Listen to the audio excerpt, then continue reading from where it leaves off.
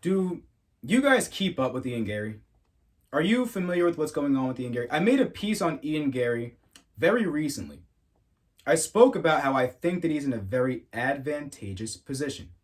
He's in one of the most advantageous positions that he could possibly be in. Not only because he's got his name in headlines next to Lionel Edwards, the champion of his division who hasn't had his name in headlines for a meaningful period of time, or how he'll be sharing a stage with Colby Covington. How Sean Strickland, the champion from the weight class above his, has had words for him. It could be taken as a call out to set up a different championship fight. Do you understand? Advantageous, right? It's contingent on one thing, though. It's contingent on him winning fights. Once Ian Garry loses a fight, that is all over.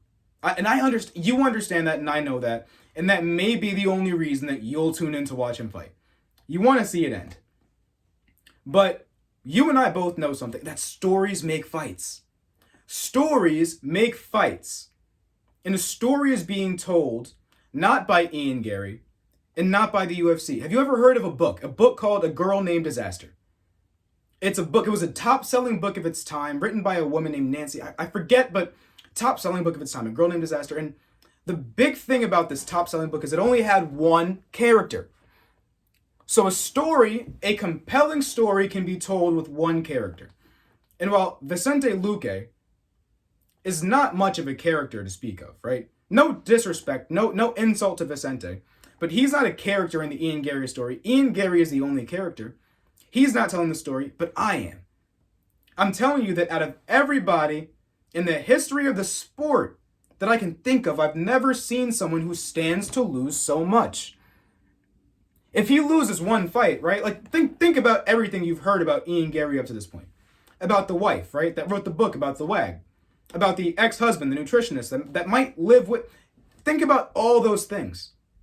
And now think about the mixed martial arts fans and how we feel about those kinds of things, right?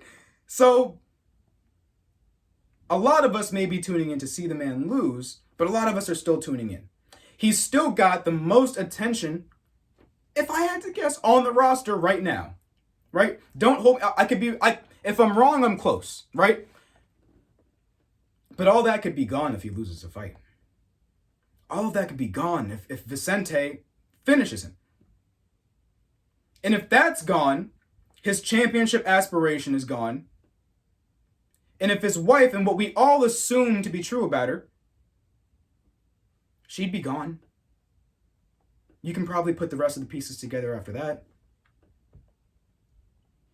He stands to lose a lot.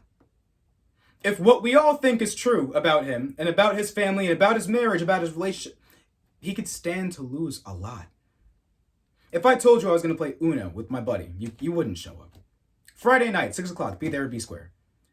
You wouldn't come because you're not interested in me playing Uno. But if I told you that $1 million was on the line, you'd show up. Don't say you wouldn't. You'd show up to see $1 million. You'd pay extra to touch $1 million.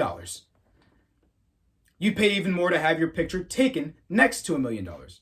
Shout out John Mulaney. You'd be there. Because stories make fights, but stakes make fights. And once something is at stake, if I told you that I was going to put something on the line, it makes that thing 100% more interesting, doesn't it? So if something's on the line, and that thing on the line is bigger than anything else that you or I could think of, that's a pretty big fight. Ian Garry is in a very advantageous position because Ian Garry stands to lose everything.